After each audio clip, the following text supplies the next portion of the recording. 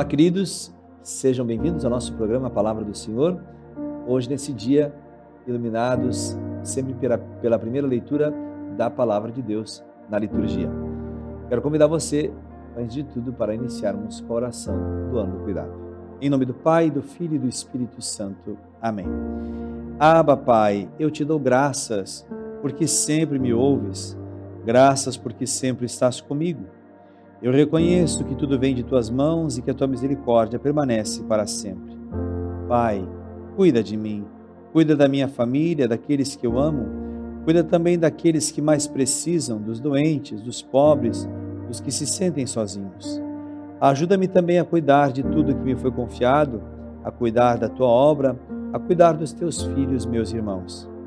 Eu entrego aos teus cuidados todos os meus sonhos, meus planos e projetos. Cuida do meu corpo, da minha alma, da minha mente e do meu coração. Cuida também do meu sustento e de cada dia desse ano de 2024. Eu te consagro como o ano do cuidado. Pai, eu sei que sempre cuidas de mim. Se eu tiver que atravessar a água, estarás comigo e os rios não me submergirão. Se eu caminhar pelo fogo, não me queimarei e a chama não me consumirá. Pois tu és o Senhor, o meu Deus, o meu Emanuel, o meu Salvador. Lanço sobre o Senhor toda a minha ansiedade e preocupação, pois é o Senhor quem cuida de nós. O Senhor é meu pastor, nada me faltará. O Senhor é meu cuidador, tudo Ele proverá. Amém. Muito bem, a leitura de hoje, primeira leitura da liturgia, Gálatas capítulo 3, versículos de 1 a 5. Leitura da carta de São Paulo aos Gálatas. Ó Gálatas insensatos, quem é que vos fascinou? Diante de vossos olhos não foi acaso representado como que ao vivo Jesus Cristo crucificado? Só isso quero saber de vós. Recebestes o Espírito pela prática da lei ou pela fé através da pregação? Sois assim tão insensatos, a ponto de depois de terdes começado pelo Espírito, quererdes terminar pela carne? Foi acaso em vão que sofrestes tanto? Se é que foi mesmo em vão?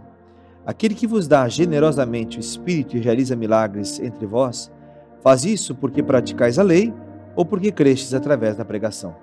Palavra do Senhor, graças a Deus. Meus irmãos, esta palavra de São Paulo aos Gálatas que fala: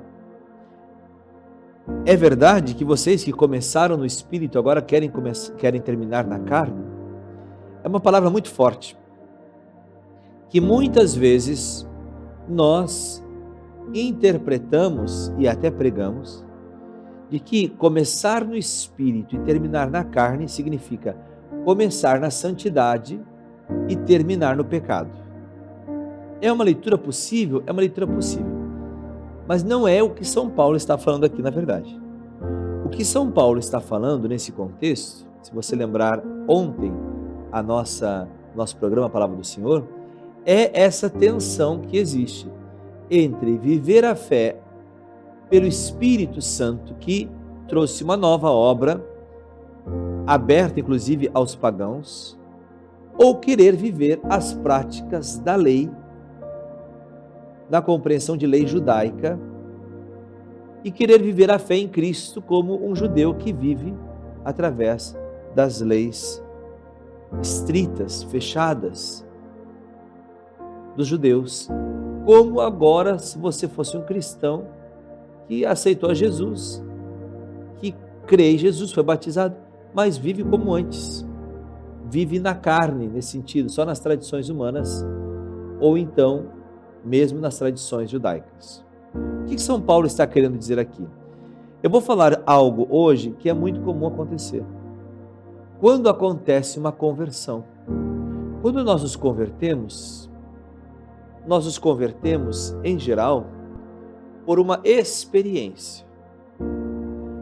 A conversão não é um encontro com uma filosofia, no sentido de dizer, eu encontrei agora uma lógica na fé. É verdade que existe na fé uma realidade que é intelectual. Você conhece a verdade, mas a verdade não é uma teoria ou uma explicação puramente intelectual. A verdade é uma pessoa, é Jesus Cristo. Ele é a verdade, o caminho, a verdade e a vida. Ele é a verdade que nos liberta. Quando nós ouvimos muitas vezes essa expressão de Jesus, não é? E conhecereis a verdade vos libertará. Ele também diz, nessa mesma passagem, se o Filho vos libertar, sereis verdadeiramente livres. Então, a verdade é uma pessoa, é Jesus Cristo. Então, a conversão real não acontece através apenas de uma explicação. Algumas pessoas, às vezes, se convertem porque leem ou escutam uma pregação tão clara e tão lógica, tão intelectual até mesmo, que dizem, aí está a verdade, eu me converti. Não, a conversão não é isso. Você não se converte a uma doutrina, você não se converte a uma lógica, né? Você se converte a uma pessoa que fala a verdade, que é a verdade. Até a luz agora aqui resplandeceu para nos iluminar. Mas veja, é isso que é importante entender na conversão. Quando você se converte a Jesus Cristo, acontece algo muito natural às vezes. A pessoa começa a ter uma vivência, uma espécie de prática meio restrita. Ela quer ter uma santidade tão grande que ela começa a ficar um pouco chata. Você já viu cristãos chatos? Tem cristãos chatos, né? Eles começam a querer achar pelo em ovo, começam a querer viver uma espécie de legalismo. É mais importante saber se isso aqui é pecadinho, se isso aqui é uma heresia, do que realmente entender que a vida em Cristo é uma experiência que se dá no Espírito Santo, dentro da fé da igreja, evidentemente, mas que não é legalista. Então, São Paulo está falando para os Gálatas isso. Vocês já receberam o Espírito de Cristo. Vocês já receberam a vida nova em Cristo. Vocês não podem viver agora um legalismo. Vocês têm que viver realmente a liberdade em Cristo. Ele vai falar isso ao longo da semana, nós vamos ver. Para a liberdade que Ele nos libertou. Então, não é possível que vocês tenham começado no Espírito, ou seja, de uma forma experiencial no Espírito Santo, e agora queiram viver na carne, ou seja, queiram viver como uma espécie de uma empresa bem organizada, que tem que ter normas e leis e que não pode ser simplesmente quebrada nenhuma cláusula. A vida em Cristo não é isso.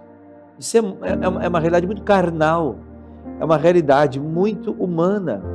A vida em Deus, ela é uma vida que transforma a nossa vida interior, primeiramente, e depois a vida exterior.